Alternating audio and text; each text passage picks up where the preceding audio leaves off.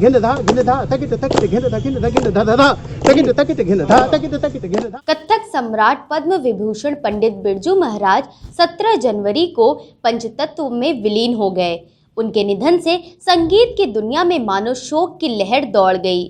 आज उनके अस्थि कलश को पुष्प वर्षा के साथ मोक्षदायिनी नगरी काशी के 80 घाट पर लाया गया। इससे पहले अस्थि कलश के अंतिम दर्शन के लिए उसे कबीर चौरा और सिगरा की कस्तूरबा नगर कॉलोनी स्थित नटराज संगीत एकेडमी परिसर में रखा गया, जहां काशी के कलाकारों और प्रशंसकों द्वारा कथक की दुनिया में एक अनोखे रस भरने वाले पंडित बिरजू महाराज को भावभीनी श्रद्धांजलि व नृत्यांजलि अर्पित की गई।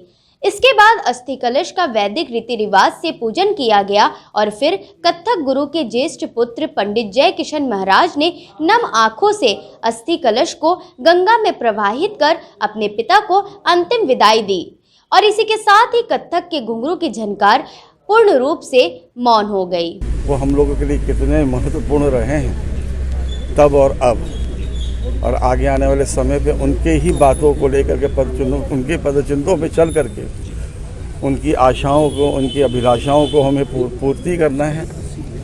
भी हम सभी का कर्तव्य, चाहे खानदान के लोग हों, चाहे उनके शिष्यगण लोग हों।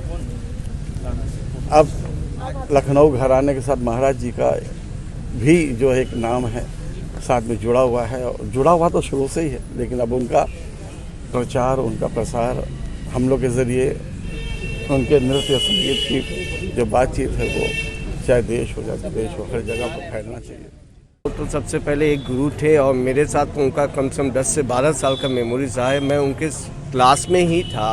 2009 से मैं उनके कला आश्रम में हूँ और हम जब भी आते थे तो हम लोग यही सोचते थे कि महाराज जी आ रहे हैं, आज कुछ नया सीखने को मिलेगा। तो 10 से 12 साल का मेरा एक्सपीरियंस है उनके साथ, और महाराज जी के साथ एसएनए में भी वर्कशॉप जब भी हुआ है बहुत कुछ सीखने को मिला। हर पल में कुछ ना कुछ सीखने को मिलता था। महाराज जी जब भी आए कुछ, अरे यार थोड़ा ठेका दो, एक तिहाई बन रहा है, अचानक से तिहाई बन रहा है, तो उनका कुछ ना कुछ, कभी धमाल, कभी पंचम सवारी, कभी 3 ताल में कुछ ना कुछ बनता रहा है और सीखने को मिला। हमेशा एक गुरु के जैसे थे है, तो उनके साथ बैठना ही अपने में एक सौभाग्य की बात है। दूसरा चीज़ है कि वो अगर चाहे तो तबला प्लेयर बजा सकता है, नहीं तो फिर वो हाथ भी नहीं लगा सकता, ये बात है। 2012 में मुझे याद है मैं पहली बार महाराज जी के साथ स्टेज शेयर किया था। वो भी महाराज जी की कृपा थी कि उन्होंने मुझे बजवा लिया। और आई थिंक आप शायद थे भी कि राजघाट में हमारा स्पीक मैगी का ही प्रोग्राम था। तो वो चाहे तो बजवाए, वो चाहे तो हटा दे। दूसरा चीज़ ये है कि उनके साथ बनारस घराना का जो तबला है, लखनऊ घराने का तबला थोड़ा चेंज है। बनारस के कलाकारों का एक ऐसा है, चौमुखी कहलाते हैं कि वो सभी के साथ काम करते हैं, बजवाते भी हैं। तो महाराज जी के साथ ऐसा होता था कि लखनऊ का जो तबला था, जो उनका एक सॉफ्टनेस था, एक जगह पे भराव था, एक जगह पे जिस तरीके से था, वो उनसे सीखने को मिला। का नाम लिखूं कि बाहर का नाम लिखूं, हमने कहा महाराज जी आप जिस रूप में आप कहेंगे मुझे आशीर्वाद है।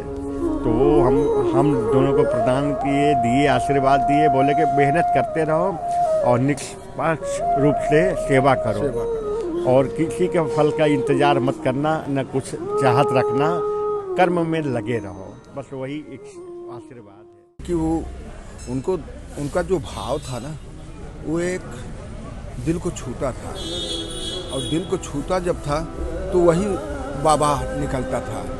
तो उनकी जो अलग अलग भंगिमाएँ थी, वो अलग अलग के रूप दिखाई देते थे।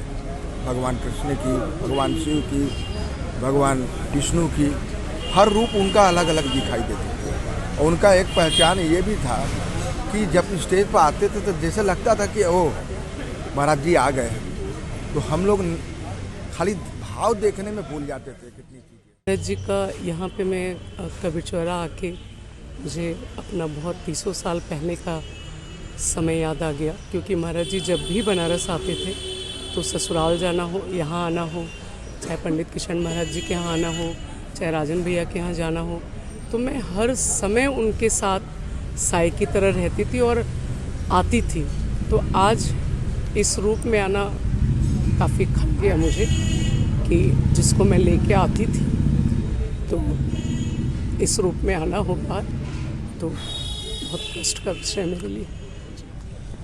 अगर नृत्य की बात करें, जब आप उनसे सीखती थी तो एक गुरु के रूप में उनका कैसा रोल रहता था, कैसी भूमिका रहती थी? बहुत मतलब उनके जैसा गुरु और जितना उन्होंने शिष्य पैदा किया वो अब बहुत मुश्किल काम है, वो तो होना ही नहीं है। और रह गई कथक की बात, तो आज पूरा विश्व चाहे वो किसी भी घराने का हो, महाराज जी को ही कॉपी करता है। सवाल है, महाराज जी ऐसा सौम्य, इतना सरल, इतना निर्मल व्यक्ति और इतना बड़ा महान कलाकार बड़ा दुर्लभ देखने को मिलता है अमित जी। और ये मेरा सौभाग्य था कि कम से कम कुछ नहीं तो अब तक 500 के ऊपर उनके साथ हम कार्यक्रम कर चुके हैं, चाहे वो दिल्ली हो, चाहे बम्बई हो, चाहे कलकत्ता, बनारस, जहाँ भी बहुत प्यार करते थे। और मेरा बहुत सौभाग्य है आपके चैनल के माध्यम से मैं उनके चरणों में अपनी श्रद्धांजलि और संगीतांजलि अर्पित करता